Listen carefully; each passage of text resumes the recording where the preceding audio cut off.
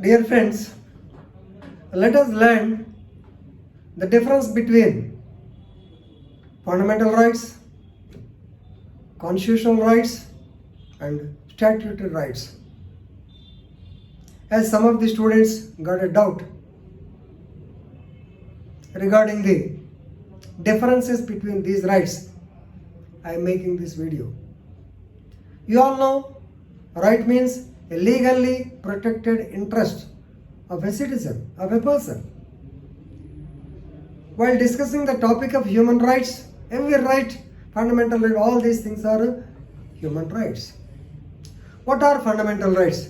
You know Part 3 of the Constitution of India. Right from Article 12 to Article 35, it deals with the so-called fundamental rights, particularly Article 14 to 32, you can say. So you all know about Article 19. Actually, people think that they are the fundamental rights. Right to speech, right to freedom of speech and expression, right to practice any trade or profession, right to travel to any place in the country, right to so-called form into unions, right to form associations, right to practice any religion. So equality before law, all these things, they are fundamental rights. So please remember, fundamental rights are inviolable. They will be protected. So if any violation takes place to these fundamental rights, you can directly go to the Supreme Court or High Court. Supreme Court under Article 32, High Court under Article 26 of the 226 of the Constitution of India. You can go if any violation of the fundamental rights are there. Then what are constitutional rights? So even fundamental rights are also given in the Constitution. But constitutional rights are, please, for your perspective, I am telling you, constitutional rights are the rights which are not fundamental rights. So the Constitution gave some other rights also. For example, a right to property. Previously, it was a fundamental right. But after Indira Gandhi's regime, it was taken out and now it is put with Article 300A. It is a constitutional right. No doubt it's not a fundamental right, but it's a constitutional right. This is it. Likewise, a right to vote, whether it's a constitutional right or statute right, is a much subject topic for discussion. But a right to vote or freedom to vote, it is a constitutional right, Article 324. So these are the rights of the Constitution, rights envisaged with the Constitution. Then what are the so-called statutory rights? So our legal rights. Statute, you know what is a statute? Statute means an act, a law which is passed by the legislature, maybe the parliament, maybe the assembly. Definitely they are there to make the laws, LAWs. They frame the law. So according to law, definitely you will derive rights. For that matter, I have been time and again telling you, law creates rights, duties and obligations. These three things, according to law, you will get some right. You definitely will get some right. For example, legal right or statute right, Narega, Mahatma Gandhi National Rural Employment Generation. So with that, you have got a right to claim for that some money.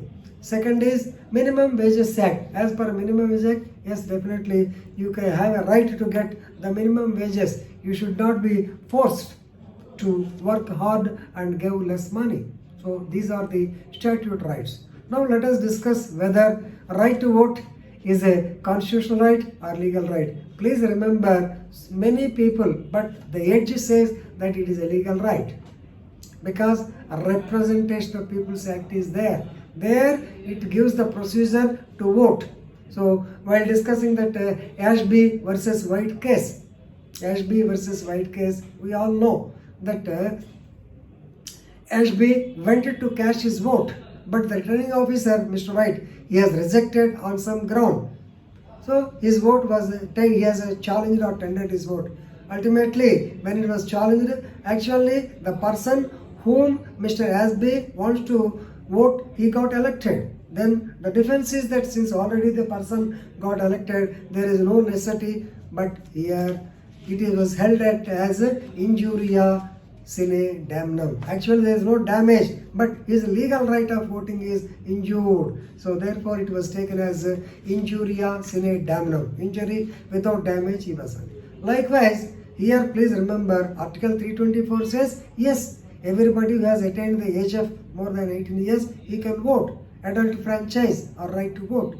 But there is only freedom to vote. Whether right to vote or not, you must have a slip, you must have produced the identity card, then only you will be allowed to vote. That means you must be a qualified voter. What according to Representation of People's Act. So it is also a legal right.